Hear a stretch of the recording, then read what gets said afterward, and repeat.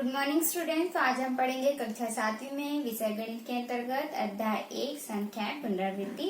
इसके पहले हमने पढ़ रहा था इसके पहले हम प्रश्नावली के क्वेश्चन पढ़ रहे थे। तो आज हम पढ़ेंगे प्रश्नावली 1 के ही कुछ और क्वेश्चन। आज मैं ले रही हूँ क्वेश्चन नंबर 7। क्वेश्चन नंबर 7 ये बोल रहा है कि मोहन की कक्षा में 45 विद्यार्थी थे। लड़कियों की संख्या कुल विद्यार्थियों की संख्या का 2/5 है। लड़कियों की संख्या ज्ञात कीजिए। जैसे आपका भारतीय प्रश्न में बोला जाता है, आपको कंडीशन दिया जाता है, हमको उसी अनुसार क्वेश्चन को सॉल्व करना होता है। तो क्वेश्चन आपको यह बोल रहा है, सबसे पहला लाइन ये दिया है कि मोहन की कक्षा में कुल 45 विद्यार्थी थे। यानी कि आपका जो क्लास होता है उसमें क्लास में जितने बच्चे हैं, चाहे वो लड़के हो चाहे वो लड़कियां हो, टोटल मिला के कितना दिया है? 45 दिया है। ठीक है, तो हम यहाँ पर लिखेंगे दिया है, ये क्वेश्चन नंबर 7 है। दिया है में आपका क्या है? कुल विद्यार्थियों की संख्या।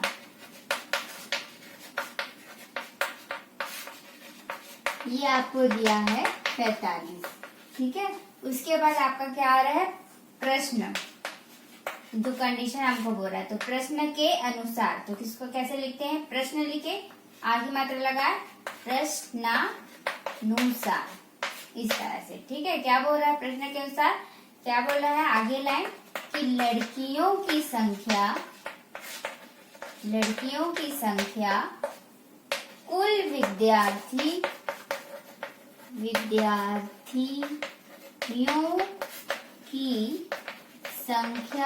का 2/5 है। ये बोल रहा है। ठीक है, कि लड़कियों की संख्या कुल विद्यार्थियों की संख्या का 2/5 है। तो है, लास्ट में जो शब्द आ रहा है, इस है को हटाकर हम क्या लगा देंगे? बराबर का निशान। अब कहाँ लगाएंगे बराबर का निशान? यहाँ बीच में। ठीक है, क्योंकि क्या बोला? लड़कियों की संख्या, जो लड़कियों की संख्या है वो विद्यार्थियों की संख्या का 2/5 है, इसलिए हम यहाँ पर इन दोनों के बीच में बराबर का निशान लगाएंगे। ठीक है, अब कुल विद्यार्थियों की संख्या का 2/5, इसको हम कैसे लिखेंगे? कुल विद्यार्थियों की संख्या, अभी हमने लिखा कुल विद्यार्थियों की संख्या ये कितनी है? 45 है। तो हम कुल विद्यार्थियों की संख्या ये इतना जो इतना दिया है उसकी जगह क्या लिखेंगे? 45 लिख देंगे। ठीक है, ये जो शब्द आ रहा है का मतलब क्या होता है? गुणा। ठीक है, गणित में का की के ऐसा लिखा होगा तो उसका क्या मतलब होता है? गुणा का निशान होता है। कितना गुणा है? 2/5, इस तरह से। ठीक है, अब देखिए यहाँ पर अभी हमने इसके पिछले वीडियो में पढ़ा था सरलता रूप, जिसमें आपको 2 परिमेय संख्या दिया रहता था और आप उसको सॉल्व करते थे। आप भाग करके या फिर काट के हल करते हो, वैसे हम सेम यहाँ पर करेंगे। ठीक है, यहाँ पर ऊपर वाली संख्या और नीचे वाली संख्या एक दूसरे से कर सकती है, यानी कि भाग दिया जा सकता है। तो यहाँ पर करेंगे 5 एकम 5, 5 नियम 45। ठीक है, इस तरह से। तो क्या आया? 45 को काटे तो 9 आया, बीच में गुणा का निशान है और यहाँ पर क्या हुआ? 2 हुआ। तो कितना हुआ? 9 दूनी 18। कितना आया? 9 दूनी 18। तो हम क्या निकाल रहे हैं यहाँ पर? लड़कियों की संख्या। प्रश्न हमको यही बोला था कि मोहन की कक्षा में कुल विद्यार्थियों की संख्या 45 है। प्रश्न आपको ये बोला था कि लड़कियों की संख्या कुल विद्यार्थियों की संख्या का 2/5 है। लड़कियों की संख्या ज्ञात कीजिए।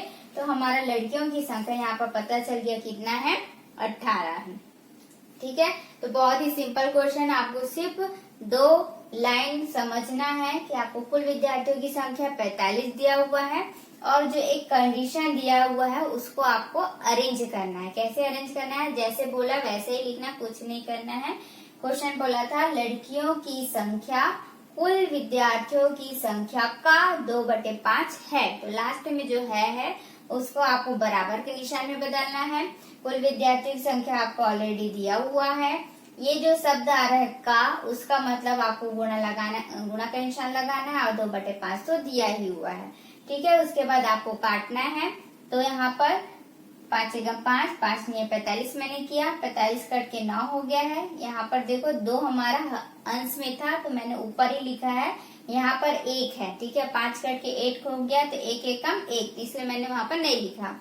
तो 9 दूनी कितना हो गया? 18। तो आप उत्तर में यहाँ पर लिखोगे लड़कियों की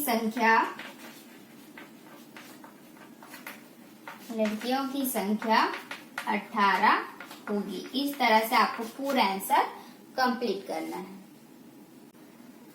अब हम पढ़ते हैं क्वेश्चन नंबर 9।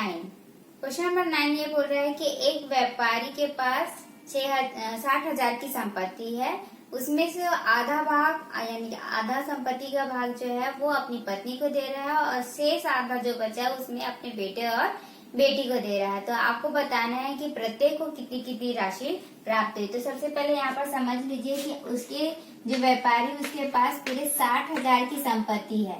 60,000 का उसने आधा आधा किया है, ठीक है, आधा आधा किया है, यानी कि एक हिस्सा अपनी पत्नी को दे रहा है और एक हिस्सा अपने बेटे और बेटी को दे रहा है, ठीक है। इस तरह से 2 हिस्सा उसने किया है। तो 60 का आधा यदि वो करता है तो कितना होता है, 30,000 होना चाहिए। 60 का आधा कितना होगा, क्योंकि बोल रहा है ना वहाँ पर कि आधा संपत्ति वो किसको दे रहा है, पत्नी को दे रहा है, और आधा जो संपत्ति बचा ये जो 30,000, ठीक है, यही हुआ ना, 60 का आधा आधा 30,000, ठीक है।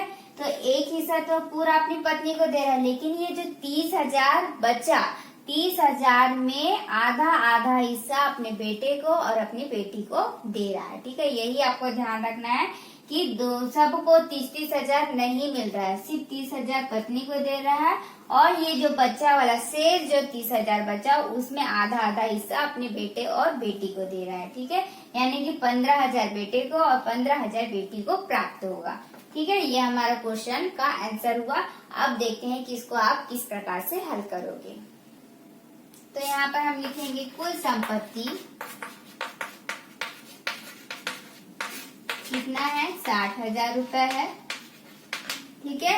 यहाँ पर हम क्या लिखेंगे, पत्नी को दिए या फिर दिया गया हिस्सा, ठीक है, पत्नी को दिया गया हिस्सा। तो क्या था, कुल संपत्ति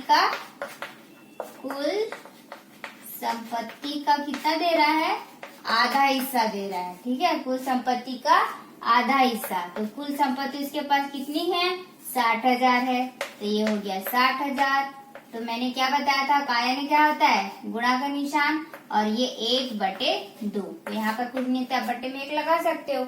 अब ये देखो 2 नीचे है और 60,000 ऊपर, तो ये कैंसिल हो जाएगा, 2 एकम 2, 2 तिया 6, 2 शून्य 0, 2 शून्य 0, 2 शून्य 0, 2 शून्य 0। तो देखिए आ गया 30,000, ठीक है। तो इस तरह से ये पत्नी का हिस्सा हो गया 30,000 रुपए।